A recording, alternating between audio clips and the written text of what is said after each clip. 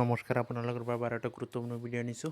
Reserve bank of India ফালৰ পৰা কেইবা শ্বপত মুকলি কৰিছে। আপোনালোকে গোটেই ভিডিঅ'টো সম্পূৰ্ণলৈকে চাই থাকিব। আপোনালোকে গোটেই প্ৰচেছটো আপোনালোকক কৈ দিম, গোটেই ডিটেইলছত কৈ দিম। চিলেবাছ, এক্সাম পেটাৰ্ণটো আৰু টোটাল টোটাল ভেকেঞ্চি কিমান আছে কৈ দিম। ৰিজাৰ্ভ বেংকৰ ফালৰ পৰা সেইটো ৰিক্ৰুইটমেণ্ট হয় আৰু গ্ৰেড 3 আৰু গ্ৰেড 4 লেভেলৰ পষ্ট হয়। আৰু সেইটো যিটো এক্সাম হ'ব, অনলাইনৰ যোগেদি এক্সাম দিব লাগিব। আপোনালোকৰ অমৰ সকলো ল'ৰা ছোৱালী সেইটো আবেদন কৰিব পাৰিব। যদি আপোনালোকে ভিডিঅ'টো সম্পূৰ্ণলৈকে চাই থাকে তেনেহ'লে আপোনালোকে বুজিব পাৰিব কেনেকৈ এক্সাম দিব পাৰিব আৰু ক'ত এপ্লাই কৰিব লাগিব, কেনেদৰে এপ্লাই কৰিব, অনলাইনৰ যোগেদি আপোনালোকে এপ্লাই কৰিব আৰু কিমান ফিজ লাগে, গোটেই প্ৰচেছটো আপোনালোকক কৈ দিম। ইয়াত আৰু কি আছে, পুৰুষ আৰু মহিলা, মেল আৰু ফিমেল সকলোৱে ইয়াত এপ্লাই কৰিব পাৰিব। EWSৰ কাৰণে কিমান পদ গোটেই কৈ দিম, আপোনালোকে চাই থাকক হ'ব। আৰু এটা গুৰুত্বপূৰ্ণ ভিডিঅ' আনিলোঁ, আপোনালোকে ভিডিঅ'টো সম্পূৰ্ণলৈকে চাই থাকিব, কিয়নো ইয়াত গোটেই ডিটেইলছত মই কৈ দিম এক্সাম কেনেকৈ হ'ব আৰু ক'ত হ'ব, আৰু ইয়াত যিটো চিলেবাছ হয় সেইটো মই টোটাল ডিটেইলছত কৈ দিম। আপোনালোকে ভিডিঅ'টো সম্পূৰ্ণলৈ চাই থাকিব। ইয়াত দেখিব পাৰে আপুনি যিটো RBI ফালৰ পৰা সেইটো কি হৈছে ৰিক্ৰুইটমেণ্ট ভেকেঞ্চি ওলাইছে, কেইবাটা পদ মুকলি কৰিছে, গোটেইখিনি আপোনালোক কৈ দিম। ইয়াত দেখা RBI যিটো হয় ৰিজাৰ্ভ বেংক অফ ইণ্ডিয়া, ইয়াত যিটো পোষ্ট নেম হয় অফিচ এটেণ্ডেণ্ট, ইয়াৰ টোটাল ভেকেঞ্চি আছে 572 আৰু জব লোকেশ্যন এইটো অল ইণ্ডিয়া হয়। আপোনালোকে নিজৰ অঞ্চলতে সেইটো আপোনালোকে কাম কৰিব পাৰিব। ইয়াত কৈছে যিটো এপ্লিকেশ্যন হয় অনলাইনৰ যোগেদি আবেদন কৰিব লাগিব আৰু যিটো চিলেকশ্যন প্ৰচেছ হয় গোটেই প্ৰচেছ আপোনালোকে দেখুৱাম, আপোনালোকে সম্পূৰ্ণলৈ চাই থাকিব। আৰু অনলাইন এপ্লিকেশ্যন ষ্টাৰ্ট 15 জানুৱাৰী তাৰিখৰ পৰা ষ্টাৰ্ট, আৰু যিটো লাষ্ট ডেট হয় 4 ফেব্ৰুৱাৰীলৈকে আপোনালোকে সেইটো লাষ্ট ডেট, আৰু যিটো পে'মেণ্ট হয় 4 ফেব্ৰুৱাৰী 2026 সেইটো পে'মেণ্ট কৰিব লাগিব। লাষ্ট পে'মেণ্ট ডেট যিটো 15 জানুৱাৰীত আপোনালোকে অনলাইন ষ্টাৰ্ট হ'ব, তাৰপিছত লাষ্ট ডেট 4 ফেব্ৰুৱাৰী 2026, জানুৱাৰী মাহৰ 4 তাৰিখত। ইয়াত অনলাইন এক্সাম ডেট, সেইটো অনলাইনৰ যোগেদি আপোনালোকক এক্সামটো দিব লাগিব। কম্পিউটাৰত সেইটো এক্সাম হ'ব 28 ফেব্ৰুৱাৰীৰ পৰা 1 মাৰ্চলৈকে আপোনালোকে এক্সাম সেইটো হৈয়ে থাকিব। RBI office attendant recruitment 2026 application যিটো ফিজ লাগে SC ST PWBDৰ কাৰণে ইয়াত লাগিব কিমান, ইয়াত গোটেই দি আছে 50 ৰুপিজ, আৰু জেনাৰেল OBC EWSৰ কাৰণে লাগিব 450, আৰু RBI ষ্টাফ কেণ্ডিডেটছ কাৰণে ইয়াত একো নালাগে। RBI office attendant recruitment vacancy and qualification ইয়াত ডিটেইলছত দিয়া আছে।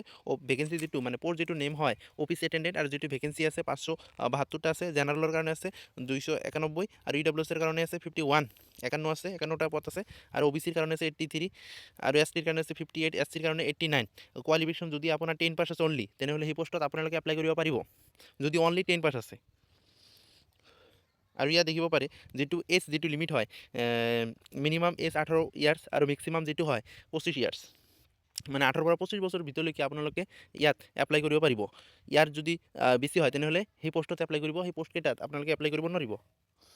Candidate must B born between 2 January 2001 and 1 জানুৱাৰী 2008, ইয়াৰ ভিতৰত যদি আপোনাৰ ডেট অফ বাৰ্থটো হয় তেনেহ'লে এপ্লাই কৰিব পাৰিব। আৰু এই যিটো ৰিলেক্সেশ্যন হয় SC STৰ কাৰণে 5 বছৰ, OBCৰ কাৰণে 3 বছৰ, আৰু PWBDৰ কাৰণে 15 বছৰ আছে। এক্স চাৰ্ভিচৰ কাৰণে এজ পাৰ গভৰ্ণমেণ্ট ৰুলছ হিচাপে তেওঁলোক ৰিজাৰ্ভেশ্যন দিয়া আছে। আৰু RBI অফিচ এটেণ্ডেণ্ট যিটো চিলেকশ্যন যিটো প্ৰচেছ হয়, অনলাইনত প্ৰথম এক্সাম হ'ব, অনলাইন ৰাইটিং এক্সামিনেশ্যন হ'ব, লেংগুৱেজ প্ৰফিচিয়েঞ্চি টেষ্ট হ'ব, আৰু document verification and medical examination হ'ব। প্ৰথমত আপোনালোকক এক্সাম হ'ব অনলাইনত, তাৰপিছত আপোনালোকৰ LP টেষ্ট হ'ব, ডকুমেণ্ট ভেৰিফিকেশ্যন হ'ব, তাৰপিছত আপোনালোকৰ মেডিকেল এক্সামিনেশ্যন হ'ব, তাৰপিছত আপোনালোকক ফাইনেল মেৰিট লিষ্ট দি দিব।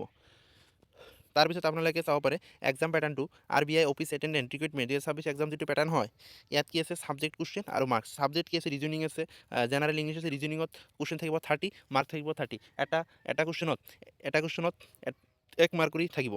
ইয়াতে জেনাৰেল ইংলিছত থাকিব 30 মাৰ্ক, 30 কুৱেশ্যন। ইয়াতো থাকিব জেনাৰেল এৱাৰনেছত থাকিব 30 মাৰ্ক, 30 কুৱেশ্যন থাকিব। আৰু নাম্বাৰিকেল এবিলিটি ইয়াত আছে 30 কুৱেশ্যন, 30 মাৰ্ক আছে। টোটাল 120 মাৰ্কৰ কুৱেশ্যন হ'ব, 120 মাৰ্কৰ সেইটো মাৰ্ক থাকিব। আৰু ইয়াত দেখিব পাৰে এক্সাম যিটো ডিউৰেশ্যন হয় 90 মিনিটছ।